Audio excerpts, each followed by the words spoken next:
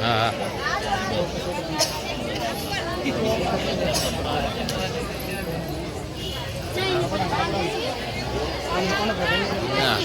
એક આલો કપડું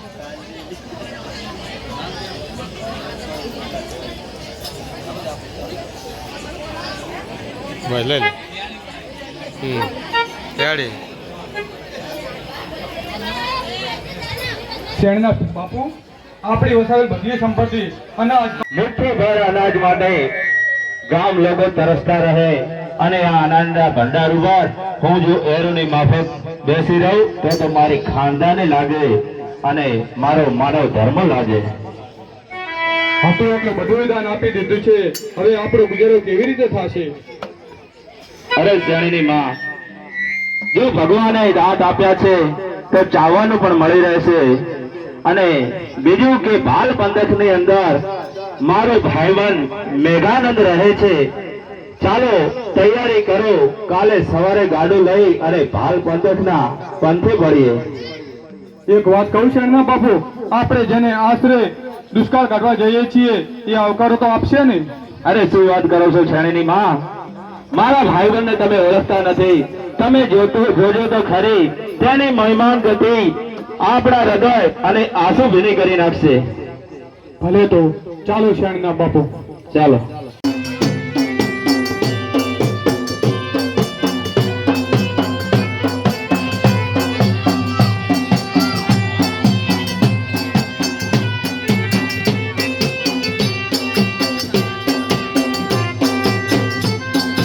બોલો મિત્ર, આપણે તારી આપણા દરબારમાં કસુબા ભોણી કરો.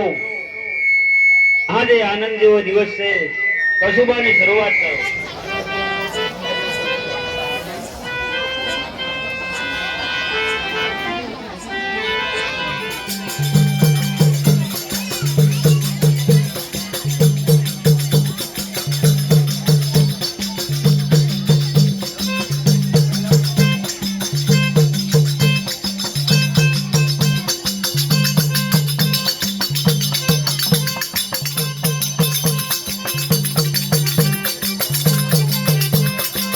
વિખૂટા પડેલા વખાના એમને ઓળખાણ દેવાની ના હોય મેઘાનંદ. અરે અરે મારો મિત્ર વેદો, મારો મિત્ર વેદો, વેદા વેદા તારી આવી હાલત. અરે મારા ભાઈબંધ, કુદરત કોપાયમાન થઈ છે. કુદરતે મારી પીઠ પાછળ કોયલાના ઘા માર્યા છે મેઘાનંદ. અરે મિત્ર, હવે ચિંતા કરીશ નહીં, આપણે સાથે રહીશું.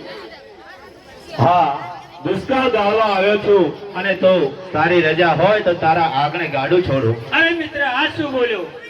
આ પણ તારું જ છે અને સાથે રહીશું. હા મારા મિત્ર, મને વિશ્વાસ હતો કે તું જરૂર આશરો આપીશ. અરે વિજાણની માં, આજે તો લાપસીના આધણ મુકાવો. મારો મિત્ર વેદો આવ્યો છે.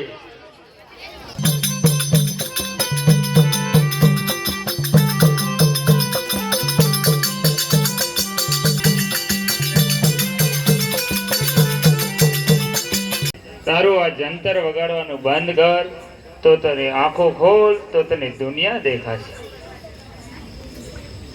અરે ભગવાન, જ્યારથી મારા હાથમાં આ જંતર આવ્યું છે અને કોઈ પડેલું જંતર મારા હાથમાં આપ્યું છે, ત્યારથી જ મારો આ અંતરાત્મા જંતર સાથે જોડાઈ ગયો છે.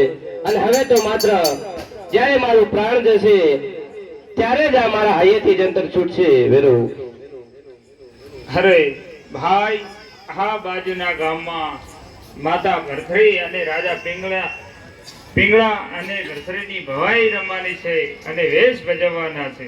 અરે હરિયા, તને ભવાઈ જોવાનો ખૂબ શોખ લાગે છે. હા, મને તો જોવાનો પણ શોખ છે અને રમવાનો પણ બહુ શોખ છે. તો જઈએ, પણ સવારમાં પાછા વહેલા પરોઢીએ. હા, જરૂર પાછા.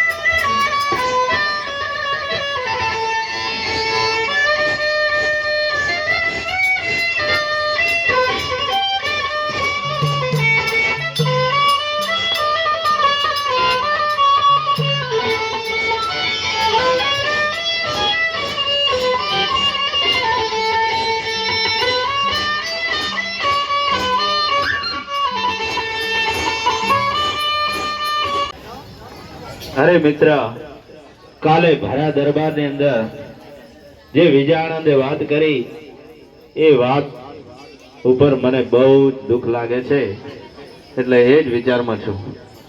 એમાં ક્યાં મોટી વાત છે મિત્ર, એનો ઉપાય મારી પાસે છે. અરે શું ઉપાય છે જરા મને કોને. અરે મિત્ર, સાપ પણ મરી જાય અને લાઠી પણ ના તૂટે, આ વસુરની વાત સોના જેવી. છે એ તો કોણ. તો સાંભળ મિત્ર, તે આપેલું વચન વિજાનંદને તારી શેણને દુઃખના દરિયામાં ધકેલી પણ નહીં પડે અને તારું વચન પણ મિથ્યા નહીં થાય. કઈ રીતે પણ એ જરા મને અહેસાર આપો. તો સાંભળ મિત્ર, તારે વિજાનંદને કહેવાનું છે, આવતીકાલે અષાઢી બીજ છે અને આવતી અષાઢી બીજ સુધી 101 નવચંદ્રી ભેંસો હાંકીને આવે તો તું વિજાનંદને કહેજે, હું મારો હાથ શેણનો તારા હાથમાં સોંપવા તૈયાર છું. તારું વચન પણ નહીં તૂટે અને તારી શેણી પણ દુઃખના દરિયામાં નહીં ઠેલાય. બાકી આ વસુરની વાત તો સોના જેવી. વાહ મિત્ર વાહ, તે તો મારા મનને ભાર હળવો કરી દીધો. તો જાઓ અને વિજાનંદને બોલાવો.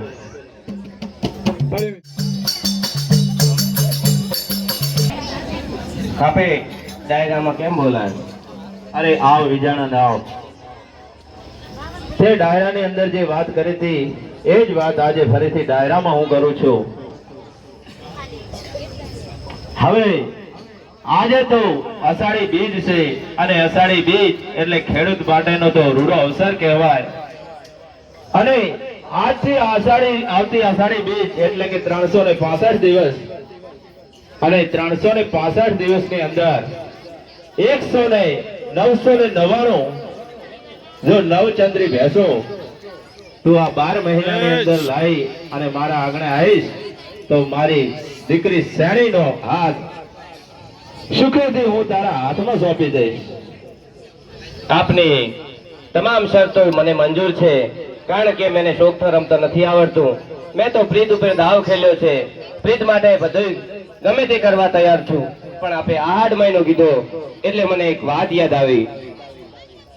તો કોટે મોર ટહુકિયા અને ઓલી વાદળ ધબુકી વીજ, પણ કોટે મોર ટહુકિયા અને ઓલી વાદળ ધબુકી વીજ, પણ મારા રુદનને રાણો ભર્યો એ તો હતી અષાઢી બીજ. નવચંદ્રી ભેંસો લેવા જવાની છે કે આ ગમાં એ જણી જબુ કેવી રે, કે આ ગમાં એ જણી જબુ કેવી રે, કે જીરા જરમર છે મેઘ ગુલાબી, એ નહીં જવા દઉં ચાકરી રે, કે તમને વાલી આ ચાકરી રે, યા મને એ વાલો તમારો જીવા ગુલાબી, એ નહીં જવા દઉં આ ચાકરી રે.